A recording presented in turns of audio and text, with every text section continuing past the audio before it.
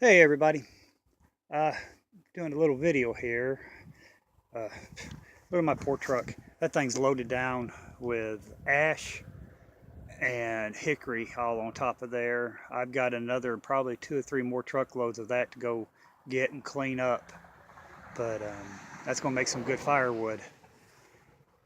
But anyway, last night I was going to make a video using those little tins I got from the Dollar Tree. You know, I've already made a fishing tin and a snare tin. I was going to do a fire tin for one of my subs.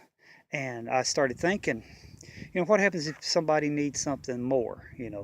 What could you use that's lightweight? So I started looking around the house and I came across my boys and my wife loves peanuts. And this is a plastic container.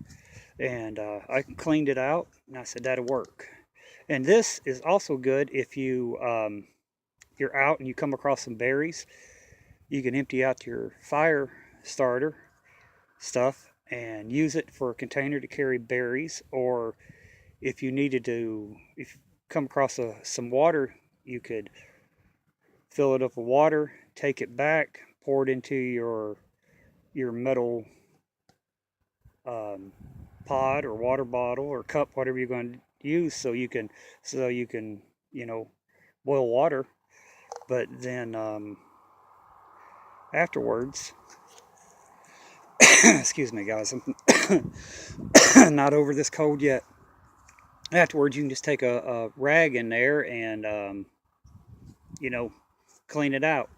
Now, some people could say, "Oh, you could tie a string onto this and hold it over a fire, and it would boil your water for you." I'm not going to boil water in plastic for 2 reasons. Be my luck, the fire get too hot and it'll melt the plastic and the water will gush out onto my fire and put my fire out. Then if it did work, you're boiling in water. You're boiling water in plastic. You're going to get those toxins in the plastic into your water and you're going to put that in your body. So I don't do that. But you can, like I said, use it as a water container to take it back to camp and pour it in metal and boil your water in metal. But anyway, that's another video. But I'm surprised at what all I fit in there. I'm going to start right here. I've got 6 tea candles that I put in there. And you could use this as, light source. You can light it and stick it in your bundle of wood to get it going and just let it melt down. Or you can just, um, there's several ways you can do it. I'm sorry, guys. My brain just went click.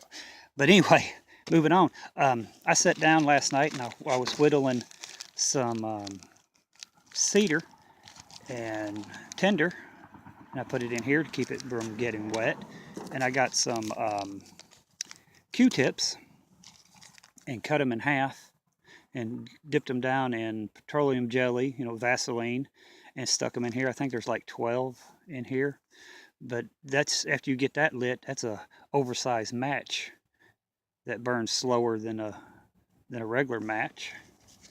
I got 2 boxes of matches out of there, and Old Faithful here, petroleum jelly, and cotton balls. Then some jute twine that you can bird's nest that up and start, with a fire. Then I was thinking, what happens if you needed some way to get you needed more, and I found some toothpicks and I wrapped them together and with jute twine, and you can light this and stick it in the fire and build your fire around it.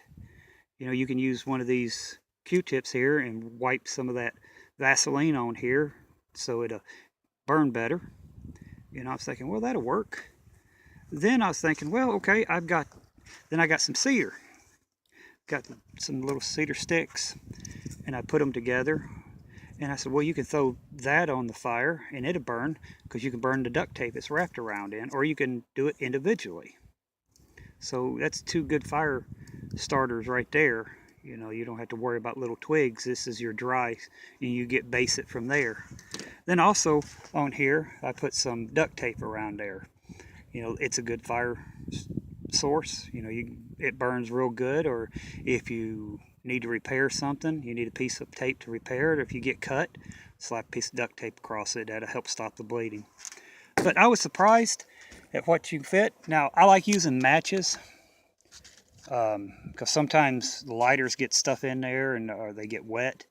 But you could probably put a lighter in here. You could put a ferro rod in there. Just tell me what you guys would add and take away.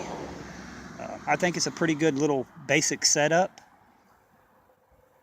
that you can just throw in your vehicle or in your EDC bag or your 72-hour bag or whatever, and don't have to worry about it. But just tell me what you guys would add different to it. And I'm going to pause you guys, then I'm going to put everything back in there and show you what it looks like after it's all put in. So I'll be right back with you guys. All right, guys. I've got everything in there.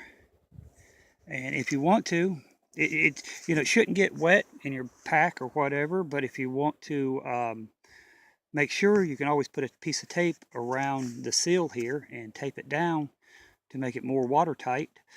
But it don't weigh an eighth of a pound. It's not real light. I mean, it's real light. It's not heavy, but there's probably more room in there. You could add a little bit more stuff. Right down here on the bottom, you could add probably a little bit more stuff. But I guess just the way you want to pack it in there. I just kind of threw it in there. Wasn't trying to get it all organized. But tell me what you guys think. Tell me what you would add to it, what you'd take away. And till the next one, I'm still going to try to work on that little fire tin for one of my subs. So till the next time, guys, everybody be safe, be prepared, and I'll see you next time. Bye.